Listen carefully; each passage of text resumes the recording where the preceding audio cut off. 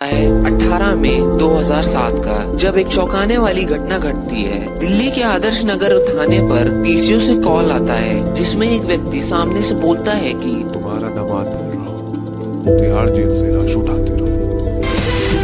इस वक्त की बड़ी खबर आपको बता दें, दिल्ली के सीरियल किलर चंद्रकांत को रोहिणी कोर्ट ने फांसी की सजा सुनाई है।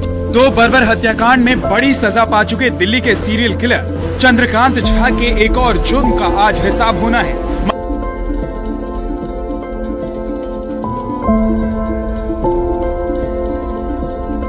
नमस्कार दोस्तों, आप देख रहे हैं हमारा चैनल द क्रिमिनल माइंड। तो आज कहानी एक ऐसे सिरफिरे कातिल के बारे में जो हत्या करने के बाद शव का सर धड़ से अलग करके देश की सबसे सुरक्षित जेल तिहाड़ जेल के सामने फेंक आता था। 27 जून साल 2003 में तिहाड़ जेल की बाउंड्री के बगल एक सरकटी लाश मिलती है और इसकी जानकारी मिलते ही दिल्ली पुलिस वहां पहुंचती है, लेकिन लाश पर सर न होने की वजह से उस लाश की पहचान नहीं हो पाती है, जिसकी वजह से पुलिस के हाथ कुछ नहीं लगता। इसके 5 महीने बाद फिर से एक सरकटी लाश मिलती है, पर अब की बार ये लाश तिहाड़ जेल के गेट नंबर 1 पर मिलती है। और इसी तरह अगले 3 सालों में 3 सरकटी लाशें तिहाड़ जेल के गेट के सामने मिलती हैं।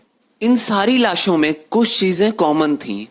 ये सारी लाशें तिहाड़ जेल के आसपास मिली थीं और इन सब के सर गायब थे, जिसकी वजह से पुलिस इन लाशों की पहचान नहीं कर पाती है। 5 हत्याओं के बाद भी पुलिस के हाथ कुछ नहीं लगा। पुलिस को तलाश थी एक ऐसे सबूत या गवाह की जिसकी मदद से वो कातिल तक पहुंच सके। और तभी कुछ समय बाद एक और सिरकटी लाश तिहाड़ जेल के गेट नंबर 3 पर मिलती है, लेकिन अब की बार इस लाश के साथ एक चिट्ठी भी थी, जिसमें लिखा था कि मेरे प्रियजनों, दिल्ली पुलिस के जाबाजों, तुम्हारे दामाद की तरफ से खुल्लम खुल्ला चैलेंज। अगर माँ का दूध पिया है तो मुझे पकड़ के दिखाओ, वरना तुम सारे लोग नाजायज औलाद कहलाओगे।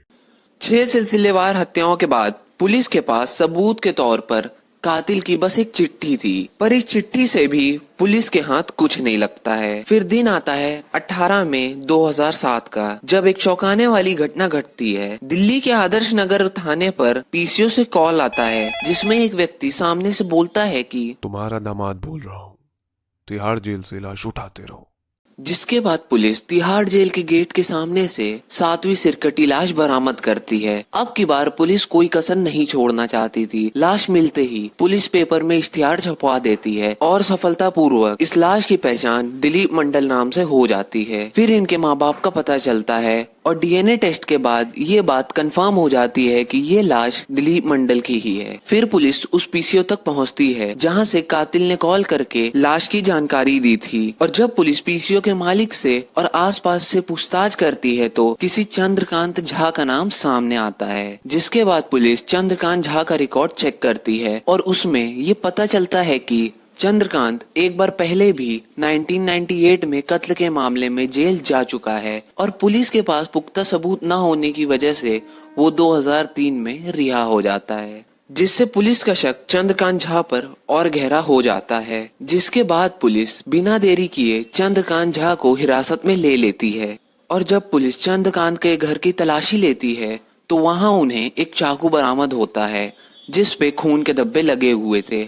और जब पुलिस इन खून के धब्बों की जांच करवाती है तो ये खून दिलीप मंडल के खून से मैच हो जाता है। और जब पुलिस चंद्रकांत झा की राइटिंग छठे कत्ल के बाद मिले पत्र से मैच करवाती है तो वो मैच हो जाती है, जिसके बाद ये पूरी तरीके से साबित हो जाता है कि ये 7 कत्ल चंद्रकांत झा ने किए हैं। जिसके बाद चंद्रकांत झा को कोर्ट में पेश किया जाता है और कोर्ट उसे 7वें कत्ल के लिए फांसी और छठे कत्ल के लिए उम्र कैद की सजा सुनाती है। जिसके कुछ समय बाद कोर्ट उसकी फांसी की सजा को उम्र कैद में तब्दील कर देता है। चंद्रकांत ने 7 हत्याएं की, पर इसके पीछे की वजह क्या है? दरअसल चंद्रकांत एक बहुत ही गुस्सैल किस्म का आदमी था, जो कि बहुत ही मामूली सी बातों पर अपना आपा खो देता था। एक बार चंद्रकांत का दोस्त उसके घर खाना खाने आता है और खाना खाने के बाद वो जूठा बर्तन टेबल पर ही छोड़ के चला जाता है और इसी बात से चंद्रकांत को इतना गुस्सा आता है कि वो उसी रात जाके उसकी हत्या कर देता है। एक बार चंद्रकांत ने